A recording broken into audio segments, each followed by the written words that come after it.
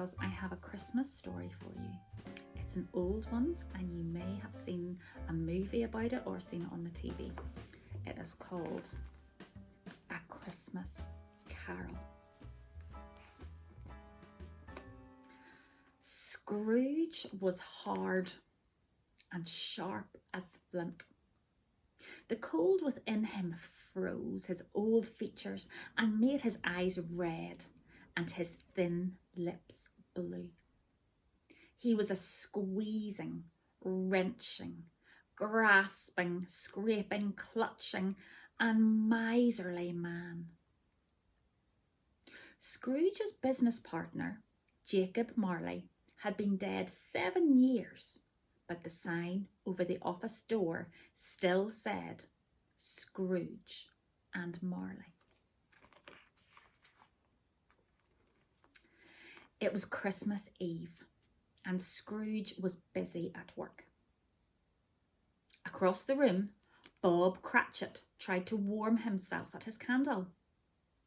Scrooge was too mean to put more coal on the fire.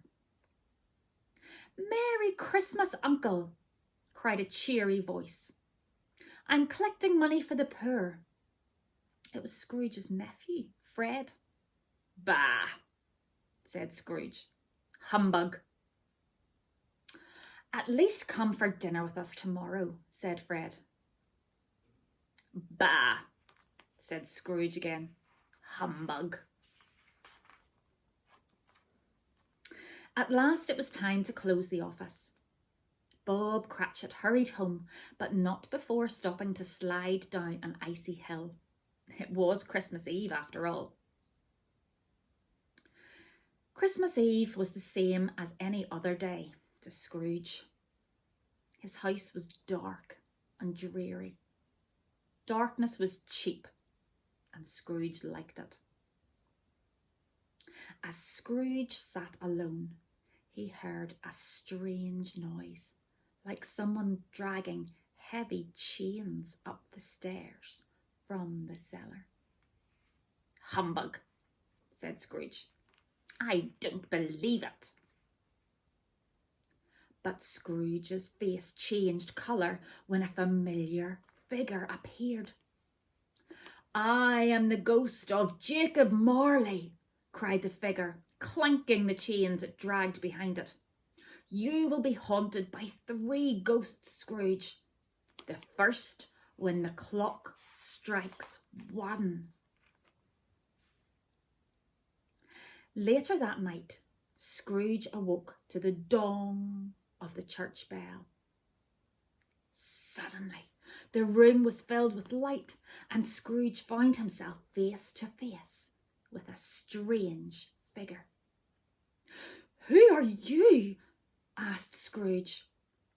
"I am the ghost of Christmas past," said the figure. "Follow me." The ghost showed Scrooge many Christmases from his past.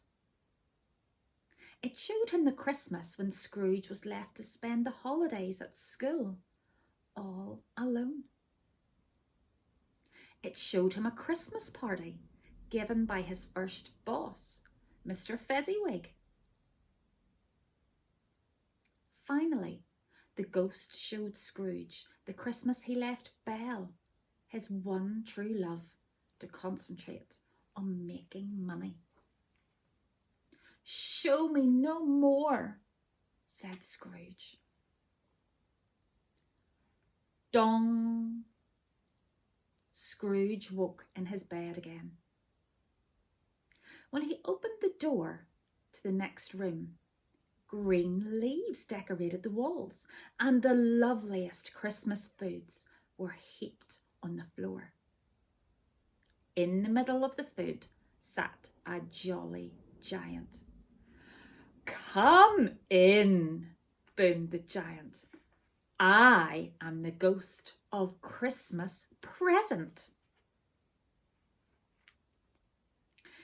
The second ghost showed Scrooge many different Christmases. First, it took him to Bob Cratchit's house. Although the Cratchits were poor, their little house was filled with happiness.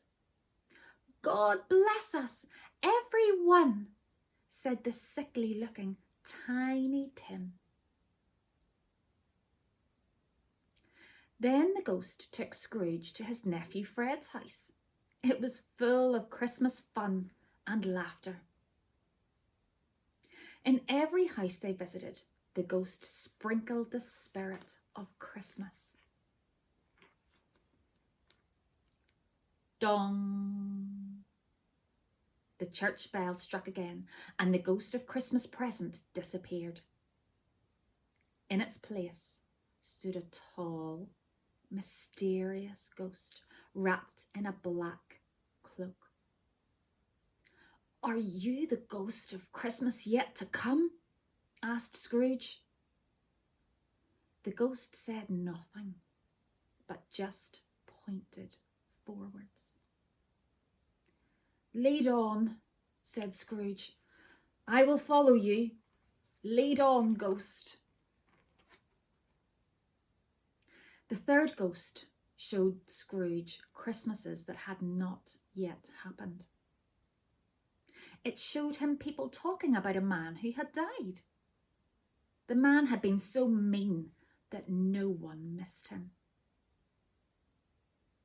It showed him Bob Cratchit's house. Before it had been full of noise, but now it was quiet, and Tiny Tim's little chair stood empty. Finally, the ghost took Scrooge to a churchyard and pointed to a grave.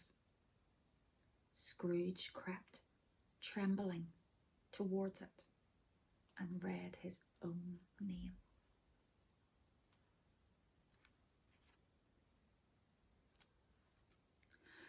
Scrooge woke and ran to the window. "What day is it?"